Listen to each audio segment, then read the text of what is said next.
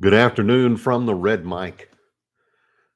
Hope everybody had a good Monday. Glad to be back in the home office today. Although I'll be out Wednesday, Thursday, and Friday. I'll be in Phoenix on a educational slash business conference. Be out there with my operations director and a couple of my board members. So uh, I am planning on taking the Red Mic with me, not just doing it from my phone, but we'll we'll see what we can do. These weekday messages are leadership and life lessons I've picked up from my life as a public servant, mostly in state government, a youth sports coach, and a scouting volunteer, and as a mediocre athlete with a whole lot more heart than physical ability. I always knew what to do, I just didn't always have the tools to do it. Today, I'd like to share a couple of stories, both rooted in nature, that offer, I think, valuable lessons for navigating the twists and turns of both life and business. We've got a house plant here that's been slowly wilting in a pot. We think it's because it's become too big for that pot and that its roots are starting to choke itself out a little bit. And this is, plenty of sunshine and water, but the plant is struggling to thrive. We're pretty sure that it's the restricted environment, which can also symbolize complacency or a fixed mindset that you might have in the workplace. And in that workplace, we can be just like this dying plant. We can become very confined by outdated strategies or an unwillingness to adapt. We put ourselves in those boxes, and we built the box largely, and we're comfortable there. But as you grow, you're going to hit the edges of that box, and sooner or later, that box is not going to be very comfortable. But you're not going to grow anymore either. So you've got to figure out ways to change what you're doing, adapt, and move on. Um, a good example: the day I started at my current job as executive director at the chiropractic board, our finance director resigned.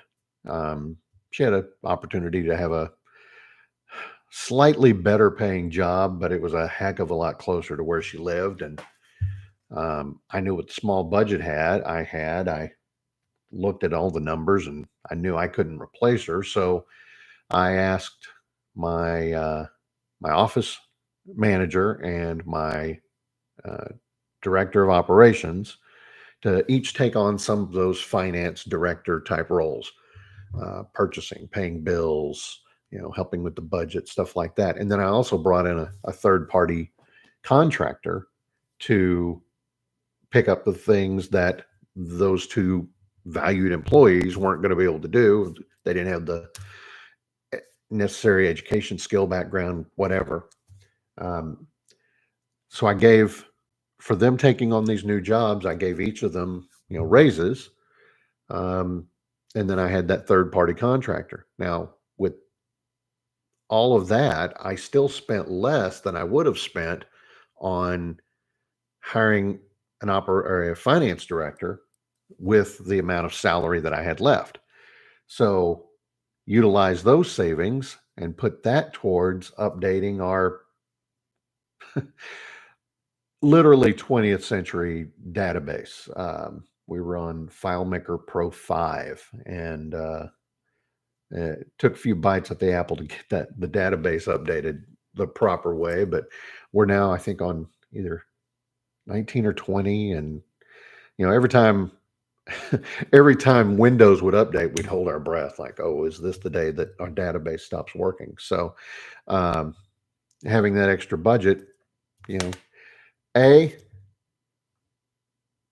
these people on my staff, they got to grow, they got to expand beyond where they were, and with the savings, even though I was paying them more, I still had some savings, so I was able to put it towards fixing a tool that we desperately needed in the office.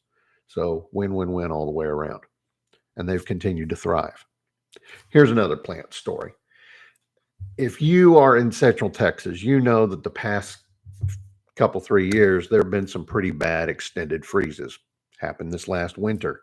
Well, we've got several cactus plants in our backyard, and one of them just really, I mean, we always cover them up and everything, but one of them just got really brutalized, and the entire plant, with the exception of one, you know, arm of the thing, one nopale, was still clinging to life. So ripped all the old plant out of the ground, snipped off that nopale, added a few scoring marks, so hopefully it would take root.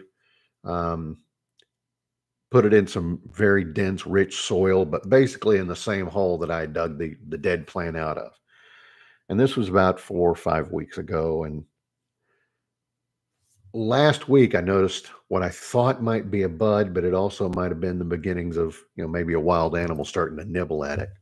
Well, this morning I went out, and if you saw the picture on the Red Mike page, it's a full blown bud. So, the whole, like I said, that whole plant was wilted except that one nopale. And from that one nopale, it's starting to thrive. It's starting to grow again. And I think that's another metaphor for life and the workplace. No matter how tough things can get, and trust me, life can be a desert sometimes. We all have this amazing ability to bounce back. We're going to face setbacks, challenges, moments where we think, man, this is hopeless. I'm not going to get anything done. But deep down, I think we're all very strong and can come out better on the other side, just like that little nopale. We can use that hardship to grow stronger and be ready to rock and roll. So the message is clear. Life and business are like both of these plant stories. Yeah, we're going to face tough times, but we can overcome them. We also need to be aware of things that hold us back and make sure we're in an environment that helps us grow and be our best selves. And that's today's Red Mike message. I hope you found it helpful, or at the very least interesting. I live stream these messages every weekday at 2:30 p.m. Central. You can watch them anytime on Facebook or YouTube. I'm still working on trying to figure out how to do it on X and Instagram all at the same time. I may have to get some sort of feed aggregator or something. My preference would be that you follow us on Facebook. Actually, it's currently called Game Changer, but we are going to be changing that name. Facebook won't let me change it for another week or so. It is going to be Red Mike Messages right here on Facebook, and I would just ask you to like, follow, and share. And a nice message from yesterday. Someone reached out and they said that they were having some struggles, and yesterday's Red Mike message just had the right message on the right day at the right time. And hearing that just made my day and made the trip back from Oklahoma that much easier. So again, I'd appreciate a like, a follow, a share, and I hope to see you all tomorrow, and keep growing.